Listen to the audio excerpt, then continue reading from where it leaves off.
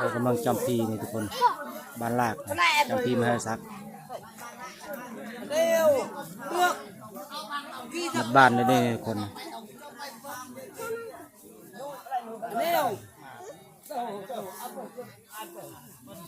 เปิดดูอัดเนี่ยบางก็จำพีก็เอาควายมาจำเป็นปีนี้เล็กใหญ่นะปีนี้3 ปี 4 ปีแล้วก็เอาควายตัวนึงมาจำยามฤดูกาลเขาปลูกมันเฮ็ดให้แล้วก็เขาก็จะได้จำพีอยู่นี่เลยทุกคนมัดบ้านลากนะควายตัวนึงจำปีปีนี้นะ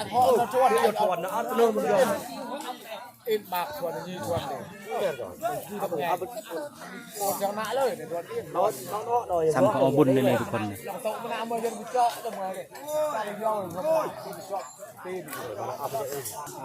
นั่นก็จะเป็นหม้อต้มข้าวเปียกนะทุกคนนะเวลาที่เขามีเวียกมีงานสุดท้ายเขาก็ข้าวเปียกนะทุกคนเขาเอาข้าวสารต้มใส่กระดูกนะทุกคน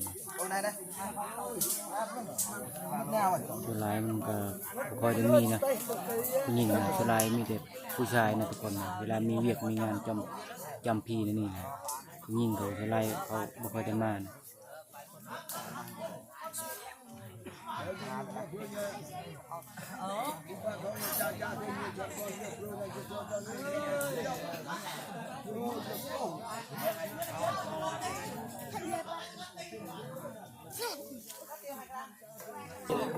เรากำลังมาเอาข้าวเปียกอันนี้ทุกคน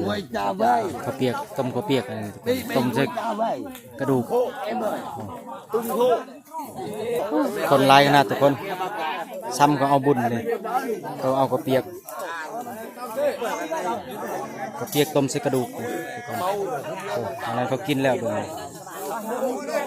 นี่บ้านนี้แหละเขาจำพีนี่นี่ว่าทำไมนี่ดูโอ้นั่นแหละ